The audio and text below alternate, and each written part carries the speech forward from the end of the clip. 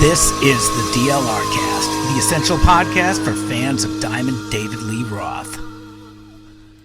Hey folks, welcome back once again to the show that, well, it just might end. The DLR Cast, the podcast by and for fans of Diamond David Lee Roth. I'm Steve, as always, with my good friend Darren Paltrowitz. And Darren, we might want to change our tagline to the podcast by and for former fans of Diamond David Lee Roth, because we're doing this episode tonight, folks, here on a Thursday night, a few hours after one of the weirdest, craziest, most insane, scorched earth, I'm running out of descriptors, help me here, podcast episodes of the instead of nothing but it's kind of nothing but no with this one. The Roth. Go ahead.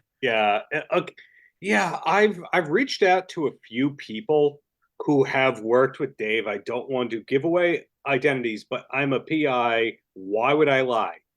That I did not mean to rhyme right there. But I've spoken to multiple people who've worked with Dave in recent years, and all of them are super pissed off, not pleased, think it's a bad look.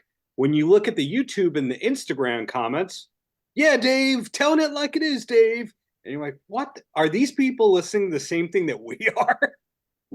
Well, for those who don't know, who haven't heard it, by the time you hear this podcast, you're gonna run to YouTube, where so far it's the only place this episode of the Roth Show is. Now, so it's called the Ballad of Popsicle Sam. We'll get into why it's called that in a second. Yeah. But here's what we know right now. It premiered on YouTube earlier this afternoon, earlier this afternoon, so late, I guess, sometime in the morning, LA time. I haven't seen it in any other podcast providers. I checked my Player FM player here, where whenever I go to every week, if I see it downloads automatically. But I can tell you from looking at it earlier, it's been 31 weeks since the last Roth Show podcast episode. So it's got the Roth Show opening. It's got Tom in there a little bit, and it's fucked up. Let's start with, I guess. Well, let me call out something that you just said when you're talking about the feed not being consistent.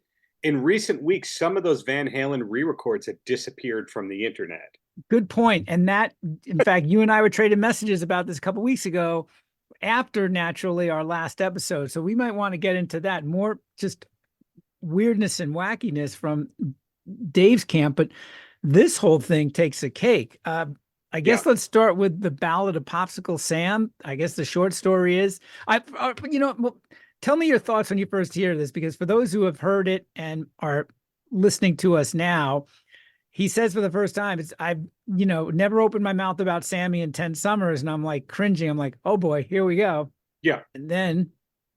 So if I can recap here, spoiler alert, correct me if I'm wrong, Steve, his only two zings on Sammy are that he's from Fontana, California, which they used to call Fontucky, and then the alien abduction anal probe thing.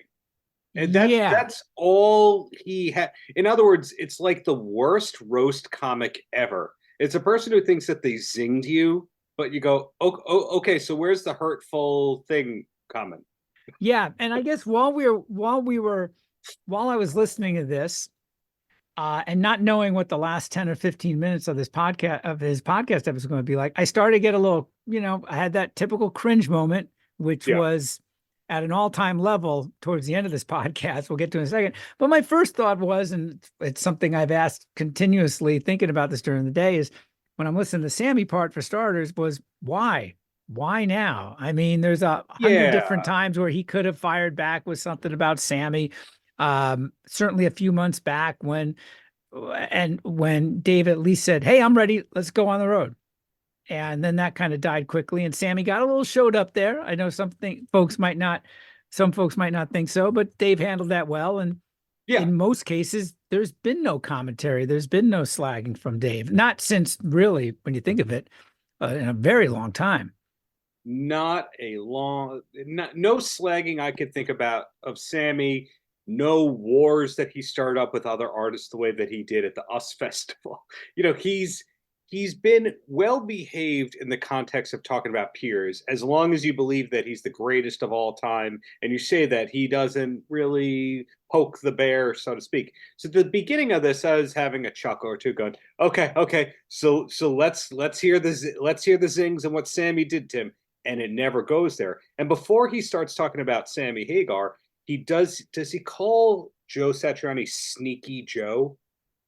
I may have missed that part. I'm sorry. I don't I'm recall pretty that sure part. at the beginning it goes and Sneaky Joe, and he never, I recall, mentions Joe Satriani again. I'm assuming, yes, I know it happens when you assume.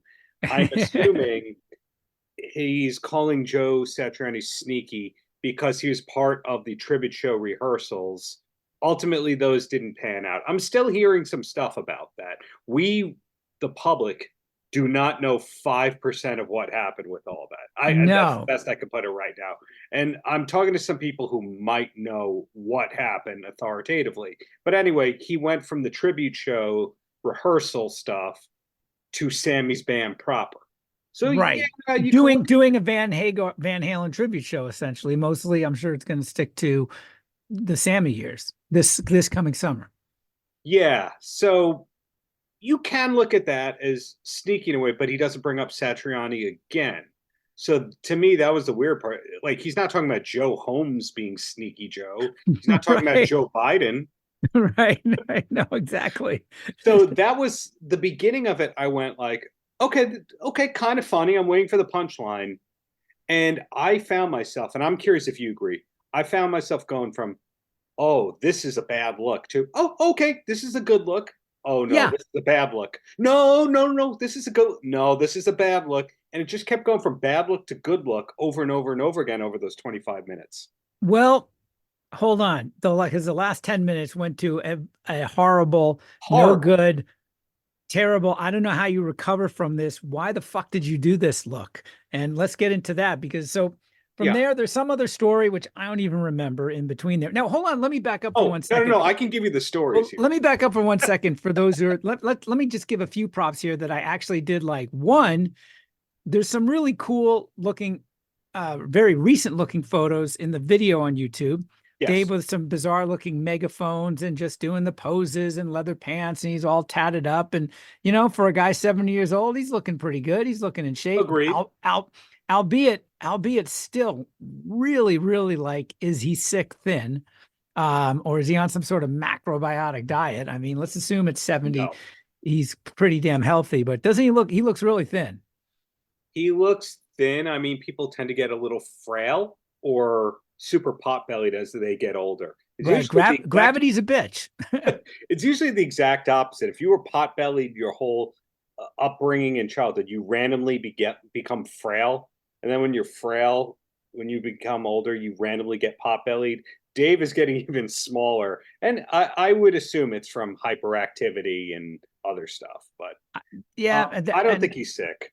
No, I mean, I don't, I joke a little bit. Yeah, he doesn't look emaciated. He's kept this very thin look since, say, about the 2015, the last tour with Van Halen, versus, where he just looked more filled out in previous years, right? I mean, always looking healthy. The guy's never had an ounce of fat on him. I mean, the guy, whatever he does, let's chalk it up to clean living and a healthy diet. The only reason I bring up that Dave, I don't think Dave is sick stuff, partially in speaking with people, but partially because everyone thought that he was retiring in the middle of COVID because he was sick. Right. They were treating it like it was the final thing. And then people are hearing, oh, I heard rumors of X, Y, and Z and that kind of thing. And he wasn't addressing it. And then when Eddie died, he had that, like, the Marlboro Man should have got me, that kind of a thing. Right. But I don't think that was anything more than him just being nebbish. Yeah, I remember he was making those references to doctors and some other things back then. But my team of doctors advised me that every time I go on stage, it was something like that. So I, like most people, was going, I have to go to Vegas because I think our hero is dying. that's one of the main reasons I went to Las Vegas for the ultimately canceled shows. So I totally sidebarred you and all that. So you're saying that the photos look cool. I think the whole thing, the shot in Pasadena, they look very recent. I mean, from the haircut to they just look recent. They're all black and white. Yeah. You know, we haven't seen a lot of Dave as far as recent photos and recent videos at all in quite a long time. But also, which for the first time he's really using, and this is, I mean, I'm looking for good stuff here. And what did make me laugh was some of the voiceover effects. There's one he was using there. His voice sounded like Casey Kasem. Yeah. I mean, there was some new effects in there. We heard Tom a little bit the first 10 minutes, a few affirmatives and a couple of, guffaws here and there, but then pretty much, I'm from Ohio. I know what that is. Yeah, exactly. I don't remember hearing him during the last half of it, let's say. So we go from the Ballad of Popsicle Sam, this bizarre story about Sammy, a popsicle, probing and aliens, to some other bizarre story. Costco. We get to Costco. Yes, that's right. Something telling about Costco that tells me that with great likelihood he has not been inside a Costco.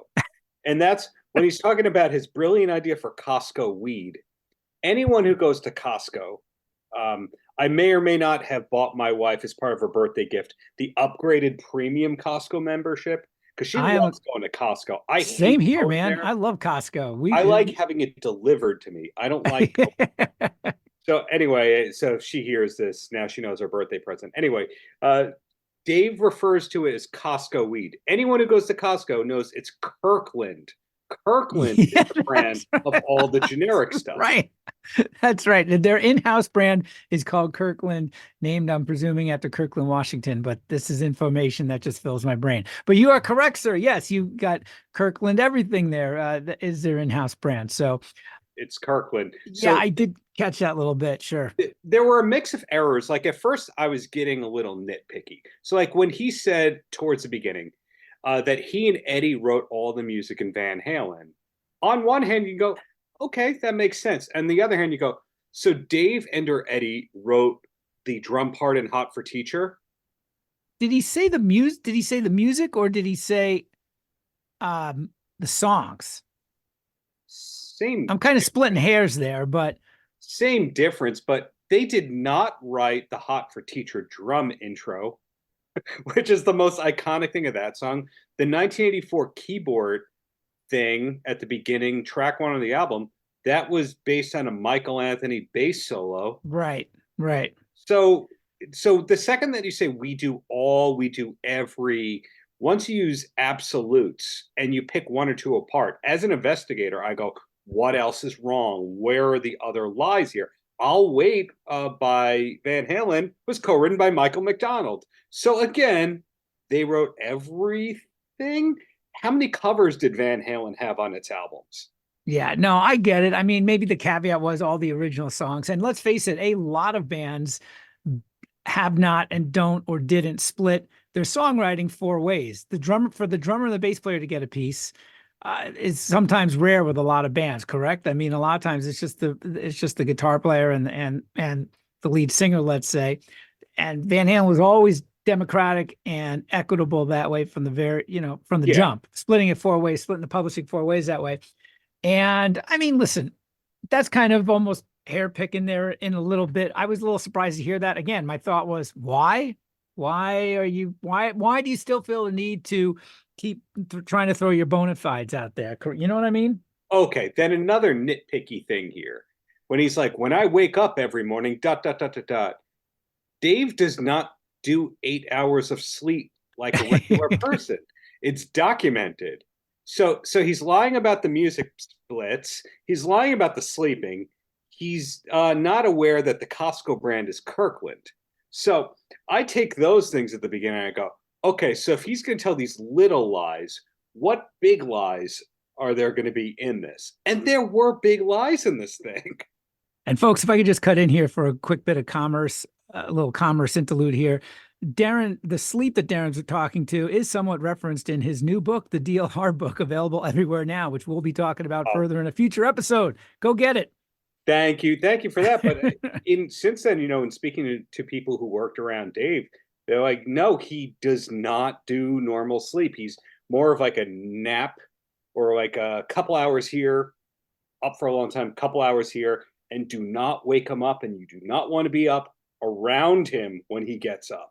So He's been up since the 80s. He's always done those rock star hours. I totally get that. I mean, yeah, I listen, there's always those liberties taken in as far as in his lifestyle and as far as liberties, let's say, but this isn't all that up to this point is not what gave me the biggest cringe moments that I've ever had as a fan. but okay, yeah, that was horrible. But way before you got that, the first thing that triggered me right here is when he starts to talk about, quote, Ed's triggers.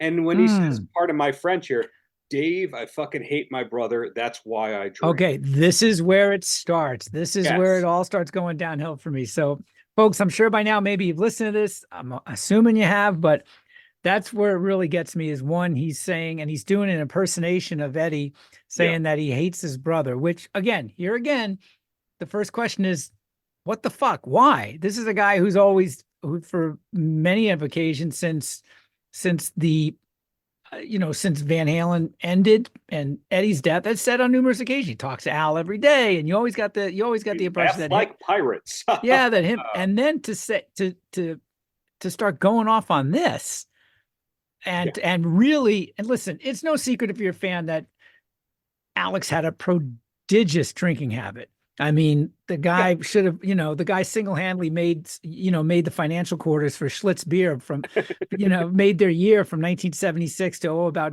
the late 80s, I think. But to talk about, he mentions how his second wife was pissed off. He mentions just how much beer he used to drink, and it was just really gets into it, which has been documented in other places, but certainly nobody from the band has ever talked about it like this, let alone talked about it. Yeah, there's like speaking ill of the dead, and then there's this, and this is like 4 times over. This is trying to instigate family drama on top of speaking ill of the dead. This is screwing over your business partner's relationships bad. So that was the first thing that was kind of jarring. And I remember shortly after that, he then starts talking about Eddie's wedding night. And did you catch when he used the term that they were laughing, quote, like tards? Did you hear that? Oh, okay. Well, back up a little bit. Back up a little bit there too. First off, he starts going into the day of the wedding, and he gets really into the fact about how much blow they did. And we're doing bumps, and I had to hold him, and you get gacked and blah, blah, blah, blah, blah. And it's just like, okay, here again, know the room, man. You know what I mean? This isn't something you want to start airing when Eddie's alive, let alone with his son. Let alone with his son let alone having a son, let alone the fact that Eddie's passed and can't defend himself. I mean, this really, all day long, it's really I'll tell you, it's been a gut punch. It really is, because my hero here is really falling down the fucking stairs in my eyes, and it really bums me out. Yeah. So he starts talking about the cocaine, and then he starts talking about the wedding night, and flat out the shit he says about, the fact that basically was talking about Eddie's infidelities on Valerie. Yeah, he said he could not be true to any woman. And you're like, oh, great. I'm sure that his widow is psyched to hear that. Great job, Dave. That was wonderful and appropriate.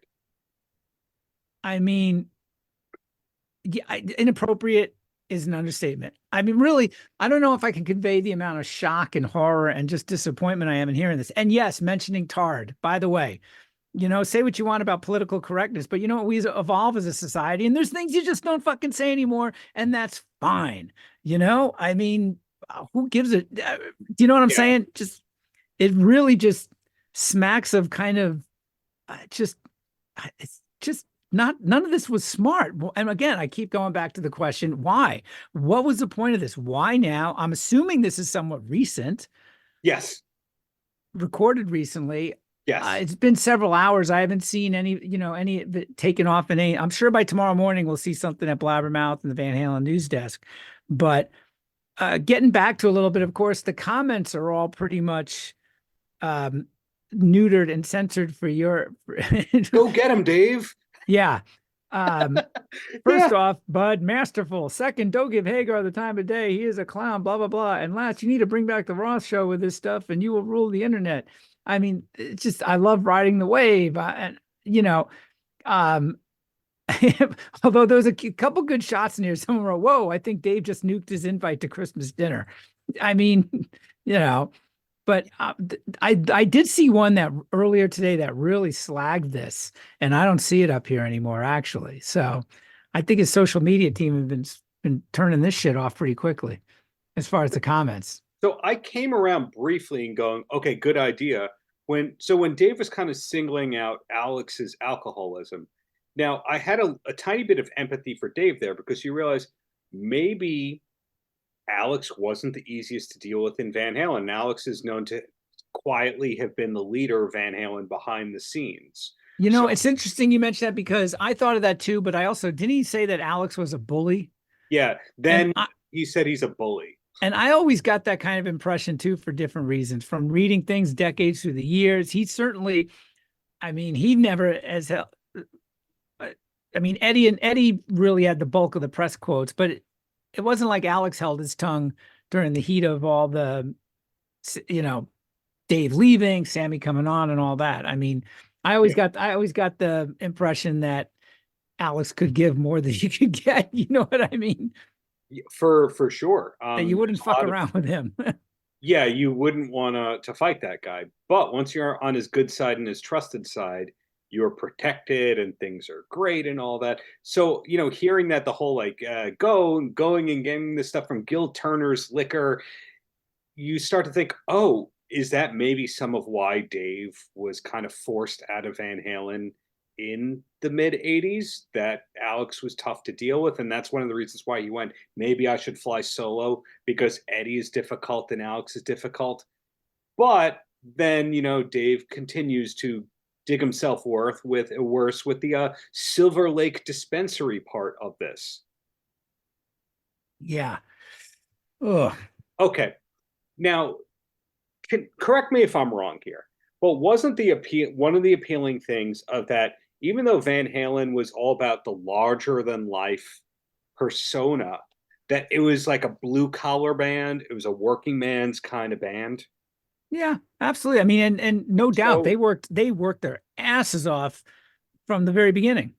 So then, is it a good look to get your accountant slash manager on the phone to get her to say that you spent $92,000 at a dispensary? Okay, so I have no problem with people imbibing in some marijuana. That's cool. That's fine. But to then use it as a crutch in every facet of your life, that's when I have it as a huge problem. And Yeah, my first thought with that dollar amount was probably exaggerated. Like the version of Ice Cream Man cost $250,000. You know, he lost $5 million on Ink the Original. Actually, maybe I can that one I might believe, but I've heard it's 7 million on okay. Original, but I don't know if this is ever going to happen for the DLR cast, but a publicist that I've dealt with for a long time in a great way who gives me interviews, he saw the book and went, by the way, you know, I was the publicist on Ink the Original. I went, what? You didn't tell me that. So I'm waiting to see if we're ever gonna, if he's NDA'd to the nth degree, or if he'll be like, oh no, for you, I like you, I'll talk to you. We'll see. Yeah, we've done shows about Ink the Original. One of the stranger and fastest business ramp ups and dissolution that I've certainly seen by a rock musician, considering how much press it all got and how that all exploded. But I'm going off on a Ink the Original sidebar here. I mean, folks, if you haven't listened to this, the Roth Show, this new episode of the Roth Show, I'd be surprised if it doesn't get pulled down, but we're now 7 or 8 hours into this. And so maybe it won't. But again, let's pause it for a minute. Why do you think, where did this vitriol come from and why? I mean, why did this is scorched earth. This is airing the fucking most dirty laundry. This is shitty. You can't, no one can defend this. Sorry, commenters on the YouTube page. Fucking, I'm sorry. Even I can be the biggest sycophant sometimes, but I'll tell you, I can't defend this at all. Nobody should. It's Yeah, fucked up. it really is. And we didn't get to the ending yet, but what the part that I was going to tack on about that dispensary part was it was interesting that he just called his manager Jerry like that. And that's the first time I think he's publicly acknowledged Jerry before. She's been in the background in some of his videos, but he's never said my manager because Dave likes it to look like he calls his own Sure. shots. So that was a cameo from her that seemed impromptu. And that was a unique part to this, but the ending, the the last 5-10 minutes, that's I think what has you angry. Yeah, let's go ahead. Give me, let's run that down. Give me your thoughts, Well, or he additional thoughts, I should say. to summarize it, he's talking why Valerie Bertinelli and Eddie Van Halen got divorced, painting Right. Ed as entirely the problem on the whole thing, even though in her book she talked about how they both cheated on each other and grew apart. So he's failing a little bit to mention that. He's putting it all in this one incident with Ed. Not the Angie Everhart thing that we've learned about in the years since. No, it's just this one thing because Dave knows and he was there. Dave says he won't reveal what was on the videotape, but then he gives you hints and allusions, and you're like, so why did you mention that? That's insanity. And so he's, kind of talking about Eddie's kinks a little bit, which is very tasteful and timely. And then somehow that leads to the fact that Eddie was broke and he needed him, and he's the one who called Dave to come back. And guess who he called? And then goodbye. And that is not true. I have been talking to people. That is not true. The sequence of events is not true. The timeline is not true. And Dave saved the day. No, he didn't. He did not save the day in Van Halen. And here's why I say the timeline is off. What year did Dave rejoin Van Halen? 2007. Well, maybe Yes. 2006, but they went out 2007. What year did Valerie Bertinelli and Eddie Van Halen announce that they were getting divorced? 2002. I was going to say it was before that. Yeah. Okay, so if you want to then go, well, that's because he was going to do the Sammy 2004 tour, and it was offered to him first. Okay, possible. It's possible. Here's why I think some of that's possible, but again, no one needs to fucking talk about it, especially when one person's dead. Let's go back up for a minute, because I think that we know from what we all know and have heard, Alex's financial situation because of divorce and stuff was not in really good shape at the beginning of this century. I believe, especially after declining record sales, no advances, right? They didn't, very little activity, no touring. I think that 2004 tour happened for as much financial reasons as, I mean, for both Eddie and Alex, because that's an expensive lifestyle they're both living. You get what I'm saying? I mean, the income, that income from say 94 to 2004, let's say, was definitely in decline. It had to be. No touring. You had the Gary Sharon record. They got an advance for that. That was it. Okay, they got an advance for the greatest hits. But okay, even if it wasn't declined that much, were they spending a lot more than they were bringing in? The bulk of any band's income is on the road, doing 70 dates or whatever and getting big 6-figure guarantees every night and merch sales.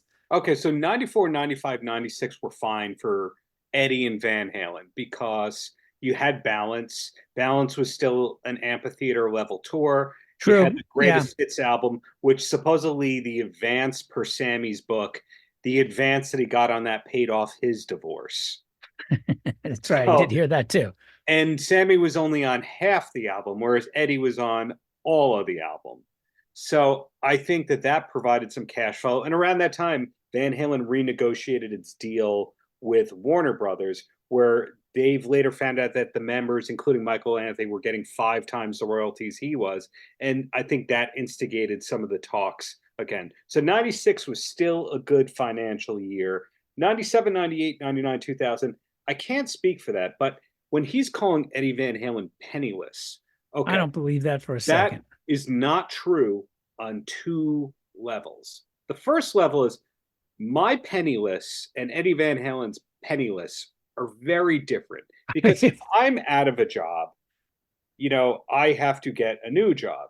In the case of Eddie, he just has to wait 3 months or 6 months for the new Warner Brothers accounting, the new Warner Chappell or publisher accounting, his guitar royalties, and then he could go to his team and go, hey, book me for some high-paying clinics and private appearances and autograph shows. So meaning you're cash poor, but you're not destitute long-term. The other thing is the Van Halens owned a lot of real estate. It's not like his house was the only thing he had. And it's not like Valerie Bertinelli got everything and everything forever and ever. Amen. Right. That is not true. And in fact, if you want to talk about who is penniless, look at Dave's cash flow from about 94 to 2000, because he was touring in a single bus and he was on that bus with the crew. Mm-hmm. So that's a little projecting when you call somebody penniless and that he saved the day, because Dave did not save the day. Dave bought his house from his dad in the early 90s. So I have a huge problem with this narrative that Dave swooped in and saved the day for Eddie, because he didn't. Right. Yeah. And again, I can't think of any explanation for any of this.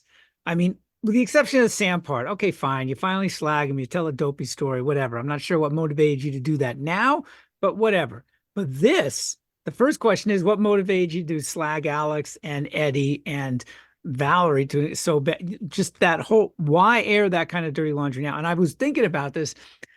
Where was the motivation? Did something happen the last 3 or 4 months contractually with royalties? We've seen things come and go off of different kind of truth came down from the streaming services. We always hear about various, shouldn't say always, but we've heard numerous times about Dave getting, he said numerous times, Dave getting screwed over because whatever royalty rate, different things like that.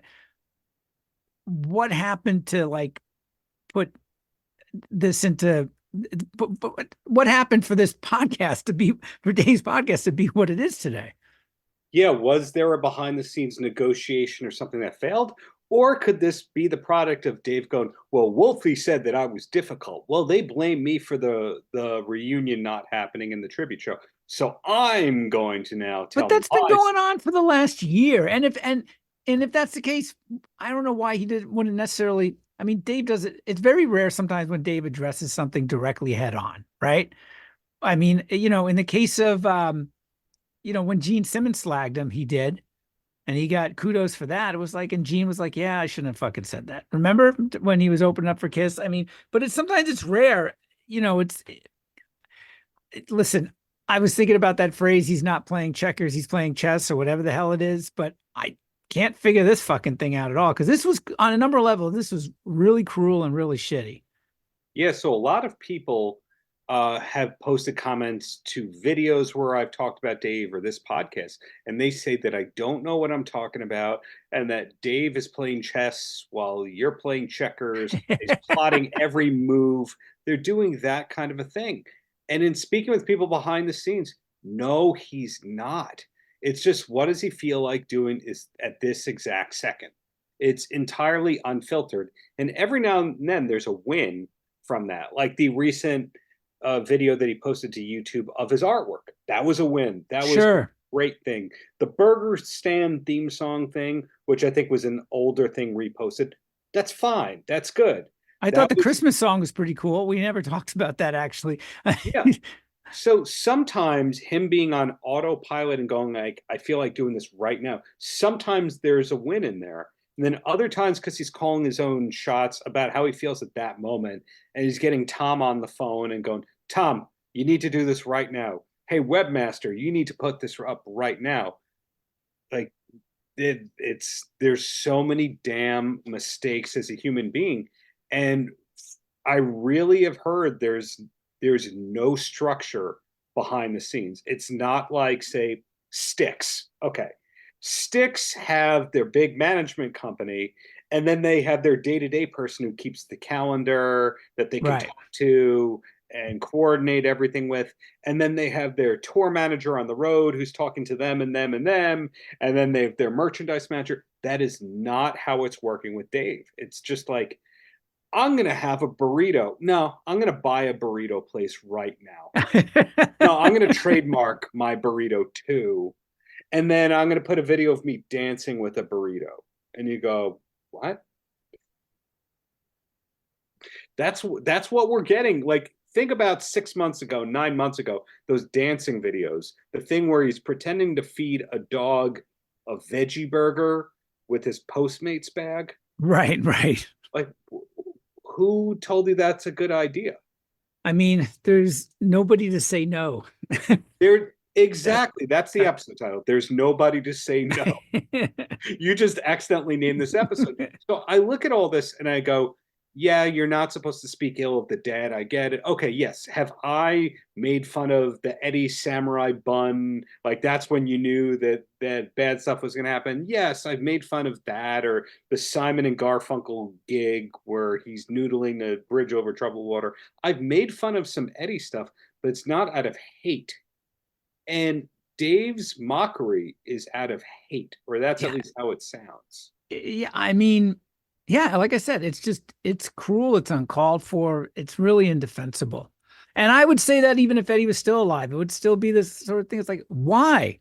And the funny, the crazy thing is, no doubt, Wolfie, Alex, even Michael can air a lot of dirty laundry about him, I'm sure.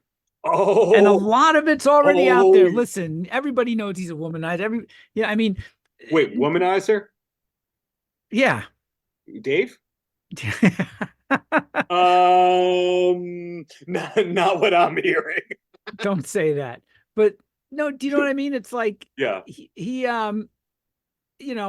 anybody who spent any time in the Sunset Strip from like 1981 into the 90s knew that he's, put half of Brazil up his nose. You know what I mean? It's Oh, not just that. If you look at the revolving door of hirings and firings in both management and his band and publicists, it's not the managers, the band, and the publicist. I'll put it to you that way. It's sometimes a person going, "Don't you ever do that again? I told you not to do that." And the person going, "Dave, you never told me not to do that." "Yes, I did." And they go, "No, you didn't."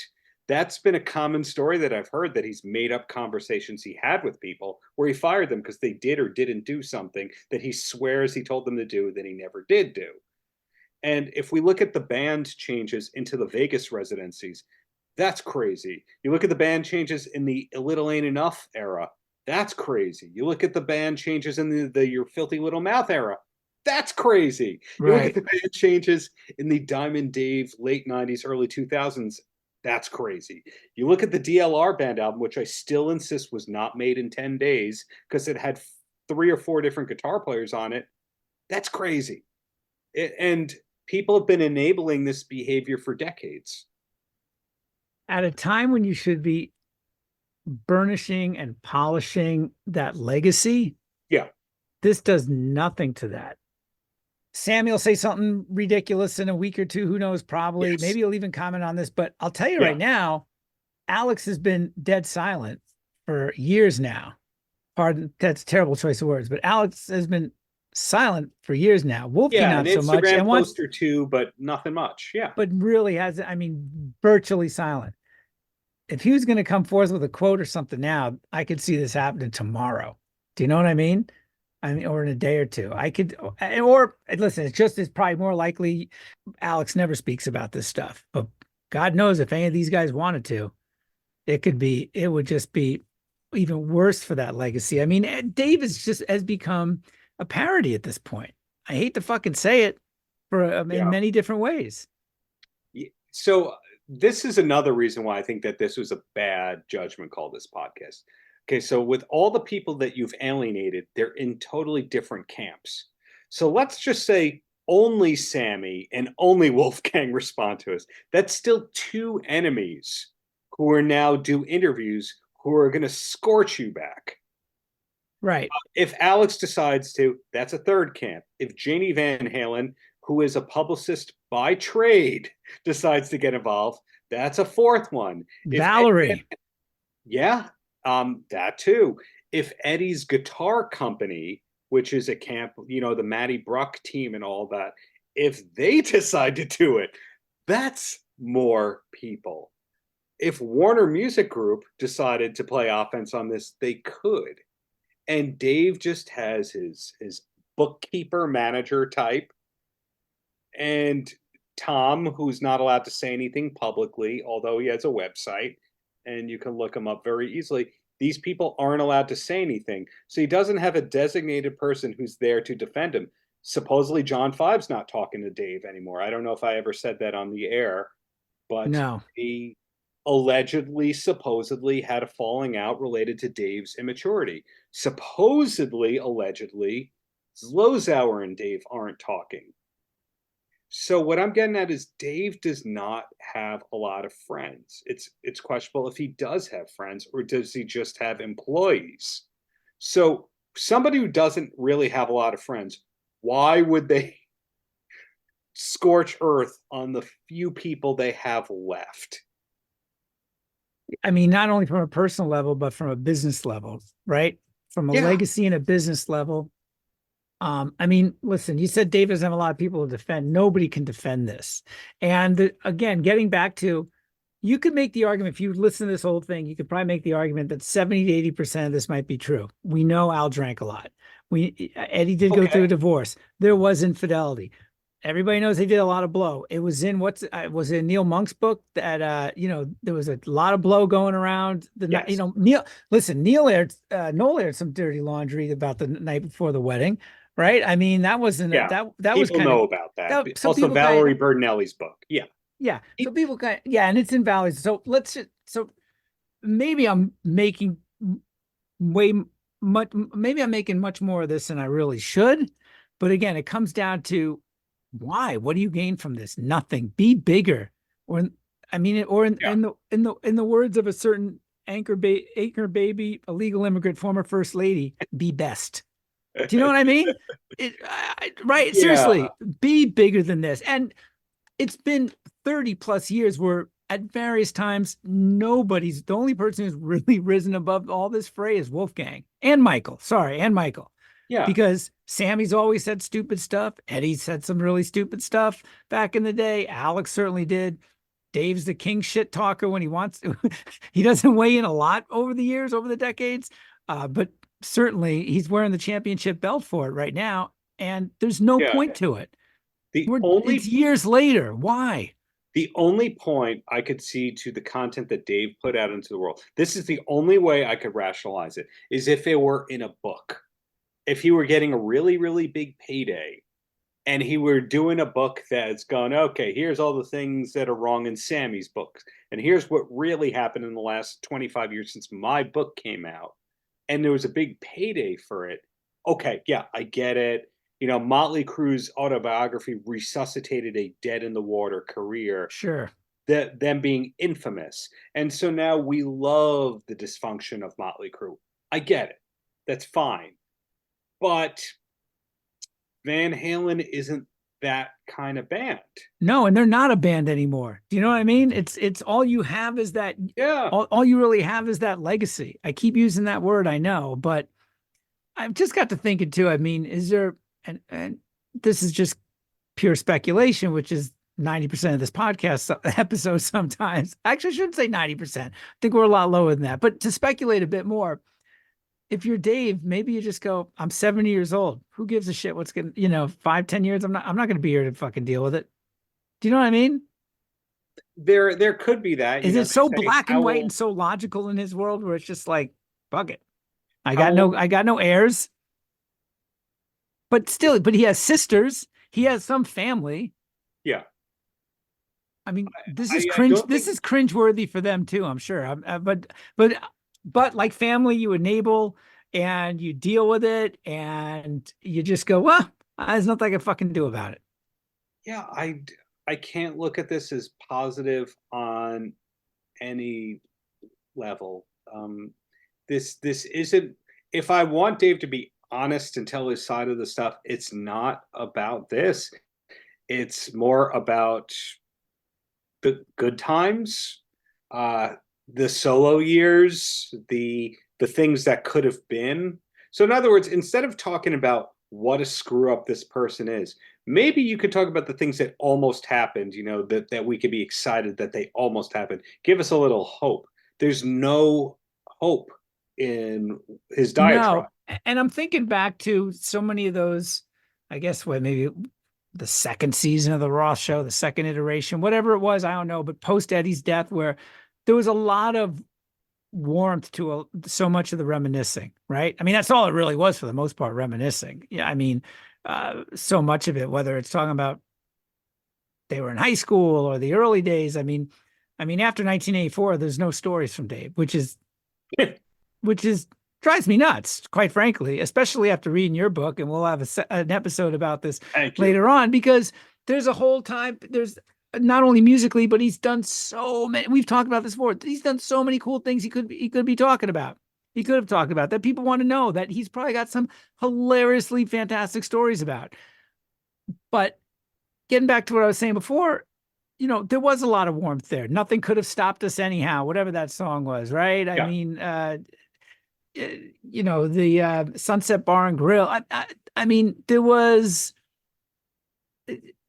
some nostalgia, and it wasn't from a place of viciousness. None of that. I mean, Dave was waxing sort of nostalgically and warmly, and it led to us seeing some things that we previously had, hearing some things that we previously hadn't heard before. It was nice for a minute, Agreed. It did start off fine with the John 5 stuff, but then he did no press behind it. Wound up pulling and reposting and pulling and reposting. Again, no comments, no indication of what's coming next or anything like that. It's back to this is what I'm doing. But I'm also talking so many of those stories. I mean, there's never been, correct me if I'm wrong, and even if there's plenty of cringeworthy moments and stuff, but there's never in any of those stories that he's told the last 3-4 years, let's say on the podcast primarily, or let's say back in the day, but when he was on Rogan and Mark Maron, there was none of this viciousness. I'm thinking for a second, you might be. The closest thing to vicious is when he said, like, "Oh, we never got along," or like that none of the bands get along. Yeah, and that's the closest, but that's not hateful. And this was just hateful. Yeah, that's the thing. It's hateful towards the person who's the reason why you could still afford to live in a mansion, because those things that you did together are still funding your lifestyle, not any of your pursuits after that. You are able to have this life where you do whatever you want, whenever you want, because you have Jump, Panama, Running with the Devil, etc., playing on classic rock radio, and you have people like Adam Sandler putting your movie in films because they're such a big fan of yours. That is why you're able to do your fencing and your body tattoos and all that. Have a little gratitude, maybe, that because you wouldn't be here without Eddie. No, absolutely. So, I don't know who's going to pick this up. I think we'll see a Blabbermouth or an Ultimate Classic Rock kind of thing. But I would not be surprised if Van Halen News Desk skips this, because they're a very pro Eddie site. If you notice, they never criticize Eddie, and I don't blame that for that. But I wouldn't be surprised if they went, "This is such a bad look, and Dave will never feed us another exclusive again, probably. So let's ignore this one." And I would totally understand if I would, more I think about it, that would be my stance too if I was running the show. Well, we'll see, and maybe I'll text Eric to see what the inner chatter is. Well, that was Eric on it's funny, and hello, Eric. Hope you're doing well. That was one of my thoughts too. I was a couple hours ago. I was like, shit, I wonder what Eric's thinking about this, among other people. Yeah, we're not the average Van Halen or Dave fans. I have to have that feeling, doing book press and calling into radio stations and all that. I think most of the Van Halen fans are people who like Jumpin' Panama and Running with the Devil, and they don't think of Dave's solo career besides like Just a Gigolo, Yankee Rose, and they got Just Like Paradise, and they dropped off. They don't wonder what happened to Dave. They just go, "Oh, he came back to Van Halen. Cool." I Right. loved that when I was in high school. And I think that that is a large chunk of the fan base that they're going to go, Darren and Steve are over analyzing this. But I think in human nature, you wouldn't do this to a sibling. You wouldn't do this to a best friend. You wouldn't go, okay, now that they're dead, let's talk about their divorces and their drug problems and their financial irresponsibility and all that. Let's drudge this all up and talk about it in the most public of ways. You You wouldn't. know, I have, I have, my hunch is no, but is any of this like borders on defamation? Uh, no, because you could always argue, well, Dave is a character of parody. It's And a Diamond eh, Dave said it. well, you could also say that all of this has been public before too.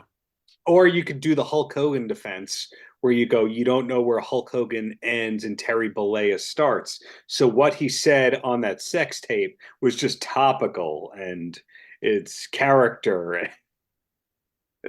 Unfortunately, that's how people like this get by.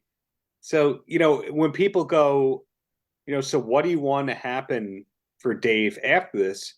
I don't know. I don't know if I want to hear anything he ever has to say ever again after this, because you go, this is how you address a departed person you spent decades close with. Like, what do you think about the enemies? Right. Am I wrong? Do you feel differently? Are you giving him a second chance, or Listen, I'll always pay attention to what he does while he's still walking the earth. I mean, I've been doing it for 40 plus years, right? But certainly not that it makes a difference to anybody but me, I guess, or just the way I feel about him. It's just, and it hurts. It's fallen down. You don't want to see your heroes be dicks. Do you know what I'm saying? yeah, that's why I love when the wrestling bad guys are really nice in real life. Right? It makes you feel a little better. There's hope in the world. And then you Drop watch the a freaking kayfabe. yeah, It's funny exactly. you mentioned this because I was thinking today before we got on the call, I was thinking about the call and talking to you and everything. And I was like, well, now he's gone full WWE heel, only all the other wrestlers are going, yeah, he's really fucked up. He's like this in real life. Yeah, so one of the first things I was doing, my name dropping where I don't tell you who my sources are, every person, every one of those people are going, we have nothing to say. We don't know. This is the damaged person that resembles the damaged person that we worked for, who we no longer speak with. So it's not like anybody rushed his defense and went, "Oh, he's just misunderstood." No, it's mental illness pairing with not having a sounding board, pairing with not thinking about your actions before you do them. Mental illness is a big claim, my friend. Like, hey, Dave, sue me if you're not mentally ill. Sue me. Because people close to you, past and present, have told me what you have. You are mentally ill. I am mentally ill too, but the difference is I look for improving myself. I talk to a professional. I look for gratitude. I don't blame other people for my problems anymore. that You sounds that sounds like what I'll be telling my therapist tomorrow. Yeah, I think that you're supposed to evolve and realize your immaturity. And he's got the same mindset that he seems to have had since he was a kid. What did this guy learn? Yeah, I know he read Huck Finn 40 times, And me, and but see, that's the thing. That's a shame. This is an uber intelligent guy, right? This is a yeah, guy who's so well read, who is, it's not bullshit. He is really smart. And name a big rock star that didn't have a ridiculously immature streak. I mean, do you get what I'm Yeah, saying? Whether that's fueled by chemicals and alcohol or not. I mean, narcissism is a selling point for these guys. You know what I'm saying? yeah, For so many of these guys, but they could turn it off. They can function. They have, for the most part, a bit of a career path. I mean, listen, yeah, Vince Neil is no fucking angel, right? I mean, this guy has done more dumb things than one person can count, than one person ever should. But he's had a successful career. He's right. I mean, he's kept yeah. it together enough with God knows how much effort and money and time put into it to still tour with Motley Crue.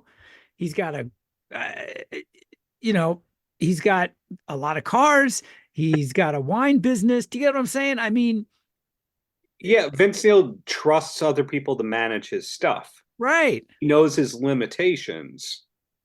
And Vince Neil is not a musician I'd want to hang out with in real life based on the court documents and stuff I've read, but he has people in place to fix things.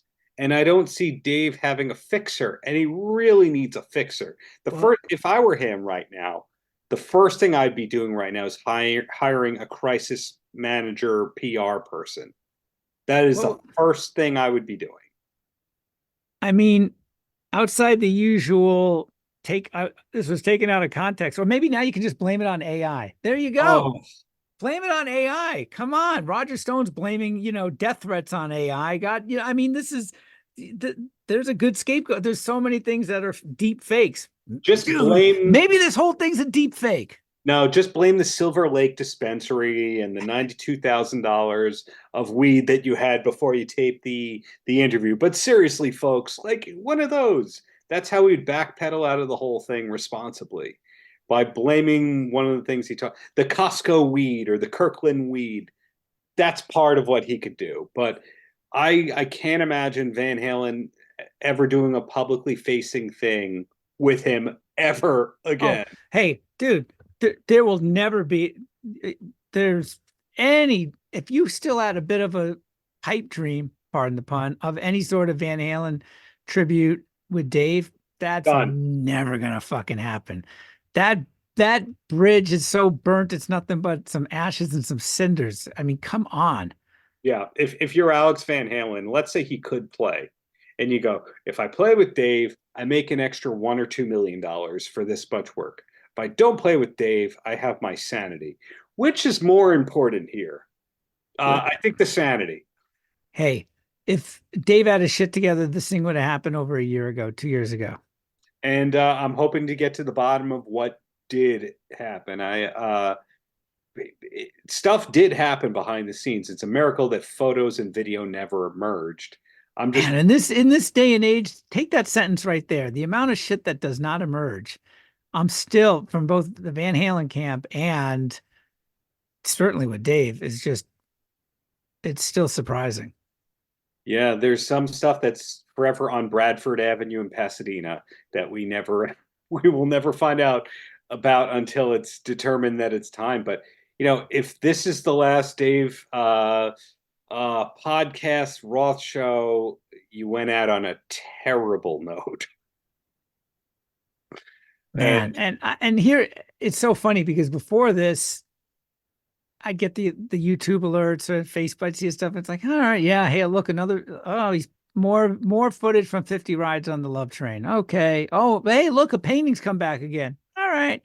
Right. I mean, it's kind of gotten into this thing where I'm hoping there'll be some more music, another John 5 song. And that kind of went away. And then you had the Van Halen covers, which went up and then came down for mysterious reasons, or most of them. What we were talking about this earlier and talking about this offline a couple weeks ago. I haven't looked. Are any of those still up on the streamers?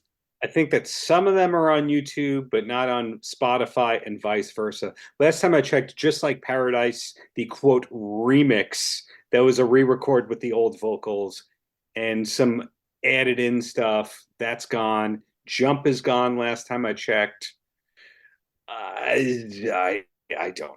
I don't know. Yeah. I asked people who know, they don't know either.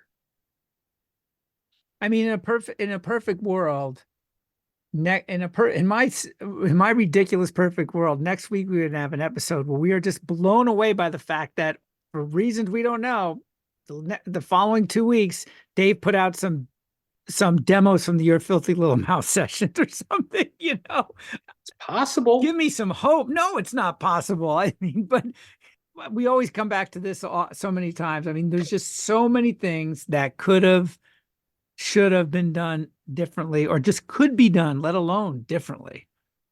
Maybe the episode titles coulda, shoulda, wouldn't. Coulda, shoulda, would've, but didn't. I don't know. Whatever it is, I don't come away from today's optimistic that anything's ever going to be right again in that world, because also with Eddie Van Halen, the vaults, we have no idea on that end. No. Dave was kind of our one hope for fresh content out of all those guys, and if this is the kind of fresh content we get, I don't want any more of it. So I'm bummed out. Truly, I've been bummed out all day after this.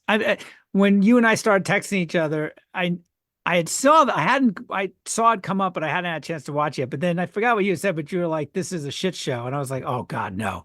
So instantly I kind of steeled myself. My back tightened up a little bit, my throat got, I'm like, oh, I click play. Fuck. The Sammy shit. All right. Dave's being wacky. What the? And then it just was all downhill from there, my friend. And like I said, it's bummed me out all day. Yeah. So in closing, thanks to anyone who tolerated this episode, and hopefully tolerated the Ballad of Popsicle Sam. And thanks to anyone who's still listening, and hopefully the next episode is happier and there's better things to report. Anything to add? I got nothing.